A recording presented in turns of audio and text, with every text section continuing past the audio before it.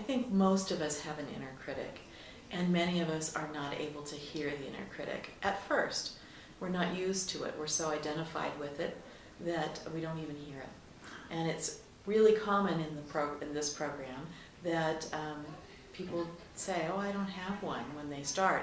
But about week 6 or 5 or 6, they say, "Oh my gosh, I heard it," and it's kind of mean. If we are aware of the critic, are we aware of the shame? No, often we're not aware of the shame either. We just feel it in our bodies. We just kind of want to close in like this.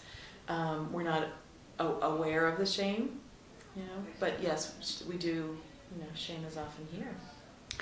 And why is it that we don't talk about shame? Because that's an idea I have. We don't talk about shame, do we? No, we don't talk about shame. So shame is the thing that we think if other people knew that about us, they wouldn't like us. We'd be isolated and alone. So nobody wants to talk about it, of course, because nobody wants to take a chance that other people won't like them. But inevitably, when we do talk about the things that we're ashamed about, what we find, surprisingly, is, oh, other people do that too? Other people, And then we're not alone. That's really the antidote to shame. The antidote to shame is actually connection, the common humanity, understanding that we all make mistakes, When we start the program, we just think that everybody else is got it all together, and it's just me.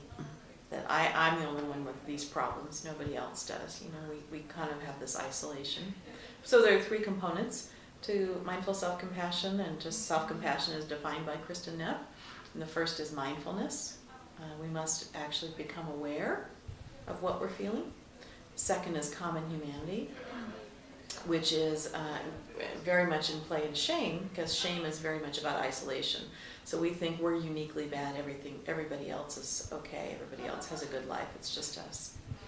And then the third would be self-kindness, self-kindness versus self-criticism. We see people initially come because they want to get rid of pain in their life.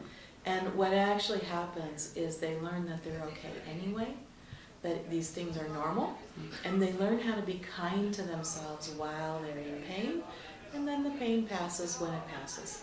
But meanwhile, we're not alone with it. There's a compassionate part of it, of us, that can respond to ourselves when we're suffering and in pain. Just like we might want to tell our best friend, or we might want to tell, our mom if we're little, or our therapist, So, but those people aren't available to us all the time, and we are. We're, as Chris Germer says, I'm the only person I have access to 24 hours a day, 7 days a week. So if I can learn to be kind to myself, I have a much better chance of having my needs met. Thank you. Yeah, thank you.